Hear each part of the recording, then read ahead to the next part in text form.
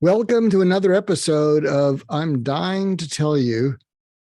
This is Dr. Mark Goulston, and I'm not exactly dying, but I'm not going to be living as long as I planned.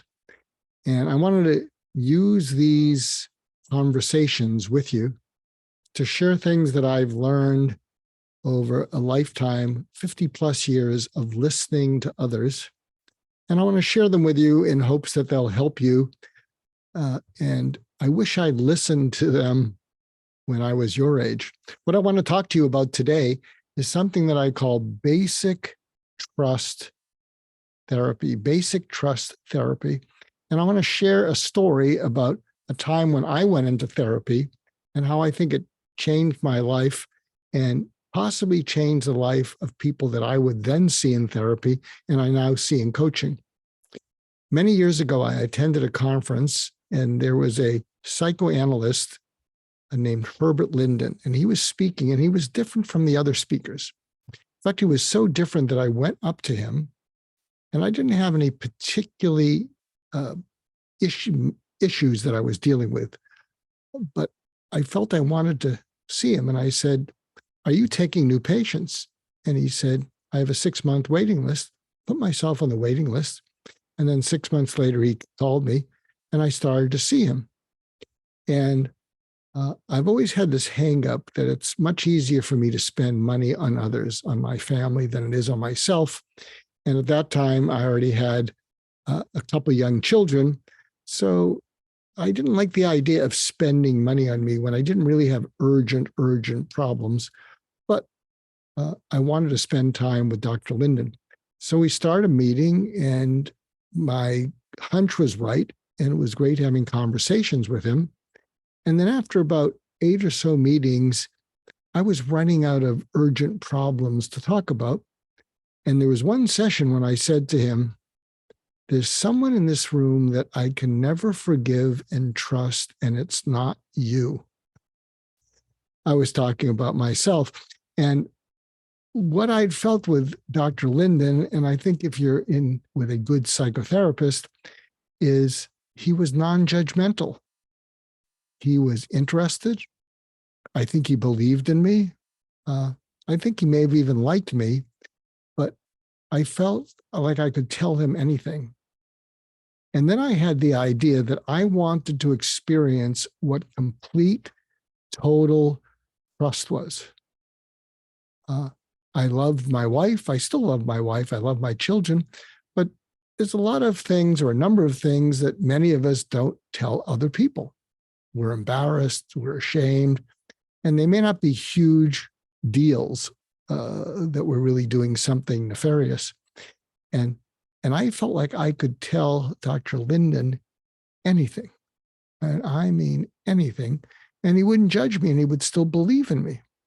In fact, he would listen into why it was bothering me. So I shifted my focus for my sessions from bringing up problems of the day, things that he could, help me sort through, to these two goals of every session. The first one was that I was going to tell him something that I was so embarrassed or ashamed of that I couldn't look him in the eye when I was telling him, because I was too embarrassed and I was too ashamed.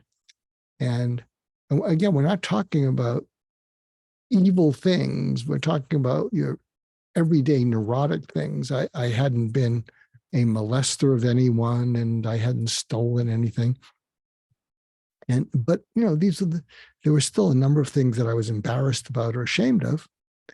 And then the second goal or criteria is that I would leave each session thinking to myself, I can't believe I told another human being that.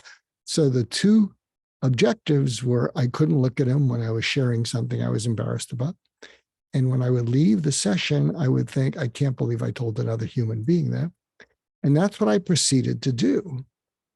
And I think that's the way, for me, I'm not speaking for other people, but for me, it was a way to discover what it really felt like to totally trust another human being. I'm a fan of Erik Erikson, and when he talks about the psychosocial levels of our development, at the very core is basic trust or basic mistrust. When we enter into the world feeling basic trust, it's different than when we enter into the world feeling basic mistrust. When we look at the world with basic trust, it's an adventure. When we look at the world with basic mistrust, there's something dangerous about it. And through these sessions, what happened is it freed me. Not only did it free me, I think it helped me to come across as non-judgmental, believing in my patients, focusing on whatever they told me, why it was eating away at them. And what has happened over the years is that there are more than a few people who would come in and we would discuss issues and problems. Very few people would come in and say, I want to see you because I want to discover complete trust. But what would happen is we'd sort through problems, and then we'd cross over into this area where they would look at me and they would be testing whether they could trust me. And they said, I got a lot of hangups that I've never told anyone about.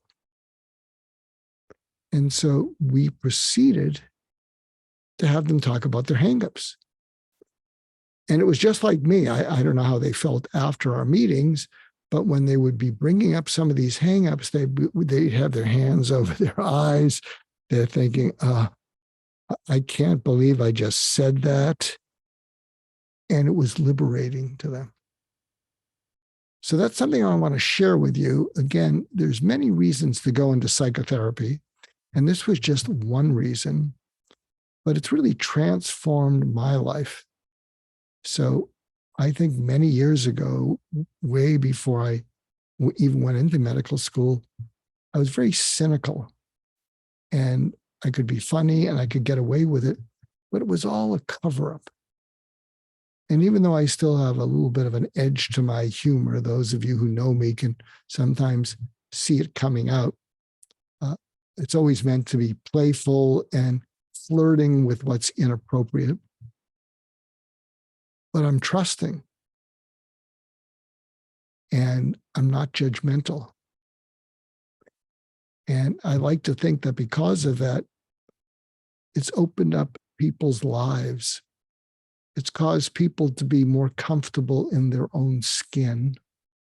So what I'm suggesting to you, that if you go into psychotherapy or you're in psychotherapy, and if your goal is to be comfortable in your own skin wherever you are, you might want to have skin in the game by starting to talk about things that you can't tell anyone without feeling embarrassed or shame. So I hope that'll help you. And always good to speak to you and to continue to share these uncut, unedited, first take conversations with you. And I hope you find them helpful.